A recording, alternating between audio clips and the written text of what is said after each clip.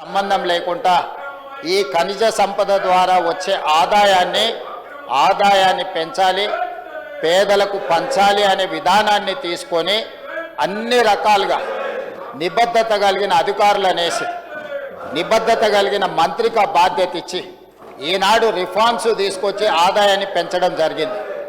అయితే ఈ క్రమంలో వారు ఆరోపణ చేస్తున్న రాఘవ కన్స్ట్రక్షన్స్ ఏదైతే క్రషర్ ఉందో అక్కడ కూడా ప్రభుత్వానికి రావాల్సిన ఆదాయం విషయంలో మా అధికారులు నిక్కచ్చిగా 2025 సంవత్సరంలో రాఘవ కన్స్ట్రక్షన్స్ పరిశీలించి అక్కడ వాస్తవ పరిస్థితులను తీసుకొని సినరేజ్ ఛార్జెస్ కానీ ఇతర ప్రభుత్వానికి రావాల్సిన పన్నుల విషయంలో ఆ సంస్థకు నోటీస్ ఇచ్చి ఆ పన్నులను రాబట్టి చిత్తశుద్ధితోని ప్రభుత్వ ఆదాయాన్ని పెంచినాం.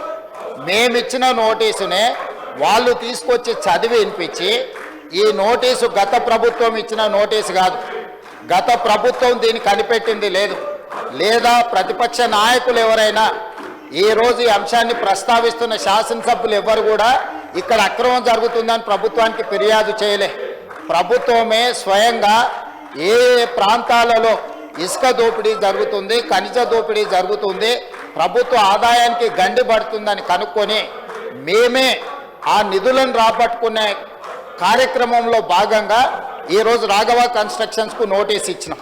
మా నోటీస్కు స్పందించి దాదాపుగా 3 కోట్ల రూపాయలు ప్రభుత్వానికి చెల్లించాల్సిన పన్నులు చెల్లించడమే కాకుండా వాళ్ళు తీసుకోవాల్సిన అనుమతుల గురించి కూడా మా అధికారులు చేసిన సూచనను వాళ్ళు అమలు చేయాల్సిందిగా మేము ఆదేశాలు ఇచ్చినాం. ఇంత పారదర్శకంగా మన పార్టీ ప్రభుత్వానికి సంబంధం లేకుండా మేము తీసుకున్న చర్యల్ని మీరు ఇసుకలో ఆదాయాన్ని పెంచినరు, మీరు ఈరోజు క్రషర్స్లో ఇల్లీగల్ మైనింగ్ ఆపినరు, ప్రభుత్వ ఆదాయాన్ని పెంచిందని ఒక మాట ప్రభుత్వాన్ని అభినందించుంటే మా అధికారులు ఇంకా రెట్టించిన ఉత్సాహంతో ఈరోజు ప్రభుత్వ ఆదాయం పెంచుండేవాళ్ళు. అట్లా కాకుండా ఈరోజు మేము నోటీస్ ఇచ్చి మేము రాబట్టిన దాన్నే తీసుకొచ్చి సభలో చదివి వినిపించి వాళ్ళేదో కనిపెట్టినట్టు, వాళ్ళేదో ప్రభుత్వ ఆదాయాన్ని ఈరోజు కాపాడినట్టు నటన చేసి దానికి హౌస్ కమిటీ వేయాలని చెప్పి ఈరోజు వాళ్ళు 2 రోజుల నుంచి హడావిడి చేస్తున్నారు. అధ్యక్ష వాళ్ళు అధికారంలో ఉన్నప్పుడు వేసిన హౌస్ కమిటీలు 3 ఉన్నాయి అధ్యక్ష. నాకు తెలిసి అప్పుడు లెజిస్లేటివ్ అఫేర్స్ మినిస్టర్గా సిద్దిపేట శాసనసభ్యులే ఉన్నారు. House committee on illegal sale occupation of government lands, రెండవ house committee on enquiry into work properties, house committee on irregularities in cooperative housing societies. 3 house కమిటీలు వేసి ఈ హౌస్ కమిటీలను అడ్డం పెట్టుకొని వాళ్ళందరినీ బ్లాక్మెయిల్ చేసి వాళ్ళ దగ్గర ఆస్తులు కొల్లగొట్టడమే కాకుండా రాజకీయంగా కూడా పార్టీ ఫిరాయింపులను ప్రోత్సహించడానికి వాళ్ళు ఇది ఉపయోగించుకున్నారు అధ్యక్ష. ఇవాళ కూడా వాళ్ళు హౌస్ కమిటీ వేసి ఆ హౌస్ కమిటీలకు 1-2 సభ్యులు వాళ్ళ పార్టీ నుంచి వచ్చి ఆ మంత్రిని బ్లాక్మెయిల్ చేసి వాళ్ళు అక్రమంగా ఏదైతే ధరణిని అడ్డం పెట్టుకొని దోసుకున్న భూములు ఉన్నాయో దాన్ని అక్రమం చేయడానికి ఆ మంత్రి దూరపు బంధువుల సంస్థను అడ్డం పెట్టుకొని ఆ మంత్రి మీద బురద జల్లి రెవెన్యూ శాఖలో వాళ్ళ దోపిడీని కప్పిపుచ్చుకునే ప్రయత్నంలో హౌస్ కమిటీ అడిగింది అధ్యక్ష.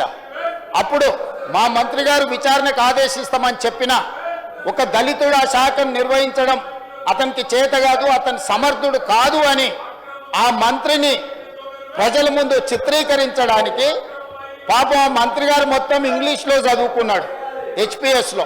అతను ఇంగ్లీష్లో ఆలోచన చేసి తెలుగులో చెప్పే వరకు అతని మీద ఎదురుదాడి చేసి ఆ శాఖను ఆ మంత్రి గారు సమర్థవంతంగా నిర్వహించలేకపోతున్నారు అన్నట్టుగా ఆ దళిత మంత్రిని అవమానించడానికి నిన్న తీవ్రమైన ప్రయత్నం చేసింది. ఆ సందర్భంలో సభకు వచ్చిన నేను సభానాయకుడిగా వాళ్ళు ఏం డిమాండ్ చేస్తుండ్రో విన్న తర్వాత మా అధికారులతో మాట్లాడితే మా అధికారులు సార్ తెలంగాణ వచ్చినప్పటి నుంచి ఈ ఖనిజ సంపద దోపిడీ గురవుతున్నది, ప్రధానంగా ప్రజాప్రతినిధులే ఇందులో ఉన్నారు, వీళ్ళే ఆదర్శంగా ఉండాల్సిన వాళ్ళు ఈరోజు దోపిడీకి పాల్పడుతున్నారు, దీని మీద సిబిసిఐడి ఎంక్వైరీ చేస్తే బ్రహ్మాండంగా ఉంటుంది.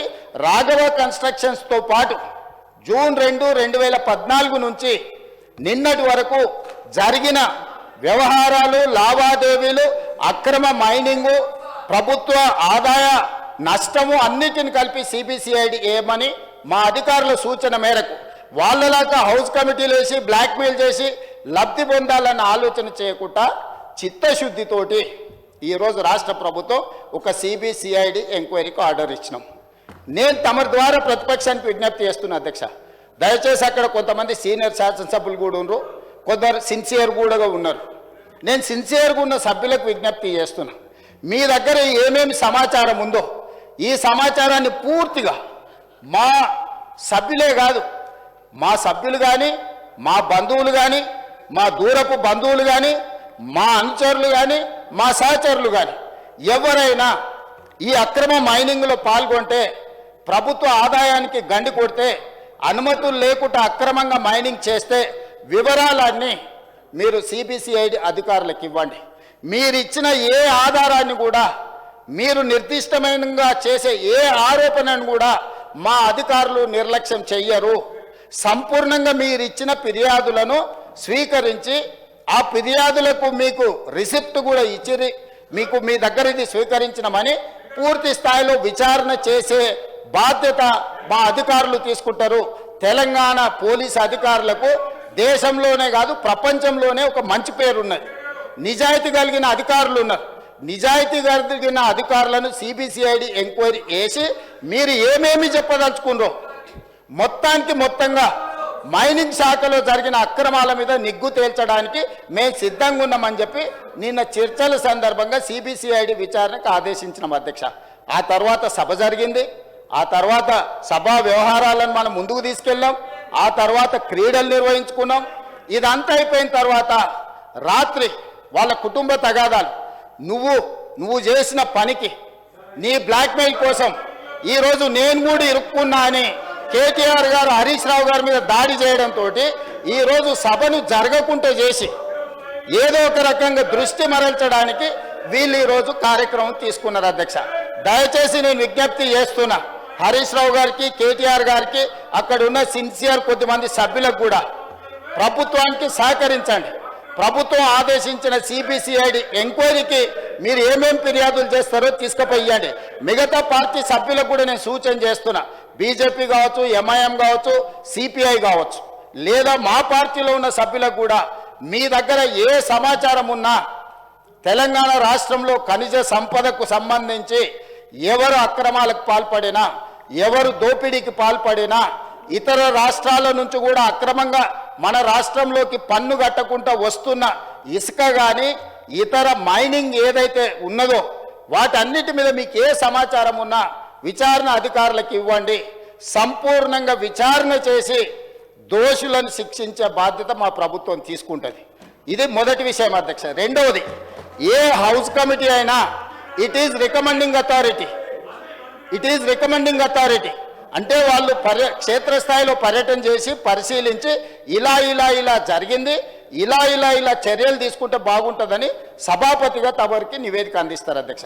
తిరిగి ఆ నివేదికను మళ్ళీ మనం విచారణ అధికారులకే పంపించాలి అధ్యక్ష. We don't have any establishment to punish anyone. We have our own establishment. Police act ప్రకారము, లేకపోతే సిబిసిఐడి కానీ ఇతర సంస్థలు ఏవైతే ఉన్నాయో ఏసీబీ కానీ నిర్దిష్టంగా చర్యలు తీసుకోవాల్సింది వాళ్ళే, కేసు కట్టాల్సింది వాళ్ళే, అరెస్టులు చేయాల్సింది వాళ్ళే, కోర్టు ముందు నిలబడి దోషులకు శిక్ష పడే విధంగా వాదించాల్సింది వాళ్ళే. సో ఈరోజు వాళ్ళు అడిగిన సభ ఏదైతే హౌస్ కమిటీ ఉన్నదో ఈ హౌస్ కమిటీ రికమెండేషన్స్ తిరిగి నేను మళ్ళీ సిబిసిఐడికే పంపాలి అధ్యక్ష. తమరు పంపాల్సింది ఎవరికి? సిబిసిఐడికో ఏసీబీకో ఏదో ఒక ప్రభుత్వ విచారణ సంస్థకే ఇవ్వాలి, లేదా కేంద్ర ప్రభుత్వానికి సిబిఐకి ఇవ్వాలి. సో ఈరోజు హౌస్ కమిటీ బదులు డైరెక్ట్ విచారణకి ఇచ్చినాం. ఈరోజు నిజంగానే ఒకవేళ సిబిసిఐడి మా ఆధ్వర్యంలో ఉంది, ఇందులో న్యాయం జరుగుద్దా జరగదా అని వాళ్ళకి అనుమానం ఉంటే వాళ్ళని అడగమని సిబిఐ కావాలా? సిబిఐ ఎంక్వైరీకి ఇస్తా నేను. మీరు అడగండి. హౌస్ కమిటీ అడిగేది ఏంటంటే హౌస్ కమిటీలోకి హరీష్ రావు గారు రావాలి, హరీష్ రావు గారు రెవెన్యూ మంత్రిని బ్లాక్మెయిల్ చెయ్యాలి, వాళ్ళు ధరణిని అడ్డం పెట్టుకొని కొల్లగొట్టిన భూములను సక్రమం చేసుకోవాలి. ఇది వాళ్ళ ఆలోచన. సిరిసిల్లలో కేటీఆర్ అనుచరులు ఎంతమంది భూములు అక్రమంగా ఆక్రమించుకుంటే కలెక్టర్ అందరినీ జైలుకు తోలిండు. సిరిసిల్ల కలెక్టర్ సో ఈ భూములను కాపాడుకోవడానికి హౌస్ కమిటీలకు వచ్చి మేము ఈ దీంట్లో తప్పుడు నీ మీద ఆరోపణలు చేస్తాము కాబట్టి మీరు మాకు లొంగాలి అనే ఒక ప్రయత్నం ఏదైతే చేస్తారో ఈ ప్రయత్నాలు ఇక్కడ చెల్లవు అధ్యక్ష, ఇక్కడ పప్పులు ఉడకవు అధ్యక్ష, మంత్రాలకు చింతకాయలు రాలవు అధ్యక్ష. ఇక్కడ ఉన్నది రేవంత్ రెడ్డి అధ్యక్ష, భట్టి విక్రమార్క గారు అధ్యక్ష. మంత్రాలకు చింతకాయలు రాలే కాలం పోయింది. మీ ఉడత ఊపులకు భయపడే కాలం ఎప్పుడో కాలం చెల్లింది.